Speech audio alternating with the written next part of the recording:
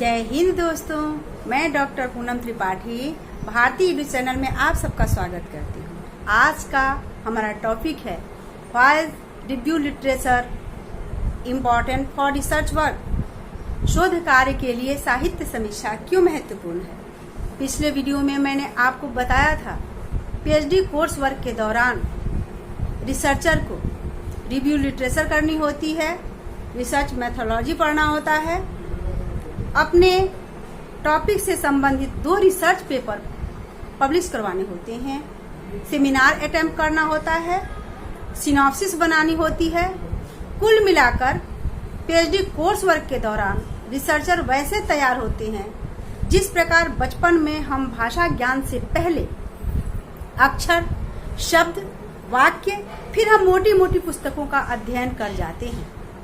ठीक उसी प्रकार कोर्स वर्क के दौरान रिसर्चर अपने क्षेत्र के रिव्यू लिटरेचर से समस्या का चयन, परिकल्पनाओं का साधन, सैद्धांतिक विचार, समस्या समाधान के लिए उचित विधि, प्रक्रिया, तथ्यों का साधन और सांख्यिकी तकनीकी ज्ञान के माध्यम से सिनॉप्सिस अर्थात शोध रूपरेखा तैयार करता है और अंत में शोध क्रिया विधि को अपनाते हुए एक नया शोध प्रबंध लिख देता है। तो चले हम अपने टॉपिक की ओर। Why review literature important for research work. शोध कार्य के लिए साहित्य समीक्षा क्यों महत्वपूर्ण है। हम जानते हैं कि किसी भी विषय का क्षेत्र हो वह बड़ा वो विस्तृत होता है, उसमें न जाने कितनी साहित्य शोध प्रबंध पूर्व में हुए होते हैं, पर मानव मन में नई जिज्ञासाओं का उदय होता रहता है, जिसके कारण वह रिसर्च में प्रवृत्त होता है।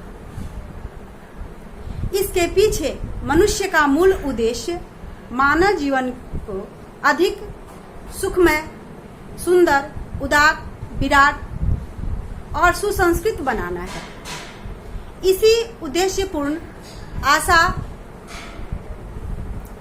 इच्छाओं के साथ वह अपने समस्या को संबंधित साहित्य में ढूंढता है। यहाँ पर साहित्य शब्द का प्रयोग पारंपरिक अर्थ हिंदी, संस्कृत, अंग्रेजी साहित्य के गद्य पद नाटक से नहीं है, बल्कि ये अनुसंधान विधि में साहित्य शब्द का अर्थ रिसर्च के किसी विशेष क्षेत्र ज्ञान से संबंधित है, जिसके अंतर्गत सैद्धांतिक व्यवहारिक शोध का अध्ययन आता है। रिव्यू लिटरेचर के दौरान यदि आपके समस्या का समाधान मिल गया तो उसे ढूंढने की कोई आवश्यकता नहीं है, क्योंकि जो पहले से मौजूद है उस पर रिसर्च करने से कोई फायदा नहीं। हमें उस चीज को ढूंढना है जो अस्तित्व में नहीं है, हमें उस पर काम करना है जो नया है। इस तरह से हम रिव्यू लिटरेचर के दौरान देखते हैं कि क्या काम इस क्षेत्र में हुआ है, क्या नहीं हुआ है, क्या हो रहा है। यदि हमारे समस्या का समाधान मिल गया तो इसे करने की कोई आवश्यकता नहीं है, पर हाँ, यदि नहीं मिला, कुछ परसेंट मिला, तो जो शेष है उसी को अपना विषय बनाकर हम उस पर रिसर्च करते हैं। रिव्यू लिटरेचर रिसर्च गैप को कम करता है। रिसर्च गैप का अर्थ है जिस क्षेत्र में आप काम करने जा रहे हैं उसमें कितना काम हुआ है, कितना काम बाकी है, जो बाकी है, जो नहीं हुआ है, जो अस्तित्व में नहीं आया है, उसी को ढूंढना है, उसी पर काम करना है। तभी आपका रिसर्च समाज को नया कुछ दे पाएगा। यह कंटिन्यू चलने वाली प्रोसेस है। यह श्रृंखलाबद्ध टीम की तरह कार्य करती है। एक पीढ़ी दूसरे को हस्तांतरित करती है। यह बहुत ही लंबा प्रोसेस है। ये नहीं कि आपके रिसर्च से समाज को सब कुछ मिल जाएगा। समाज को आपके ही रिसर्च रिव्यू लिटरेचर के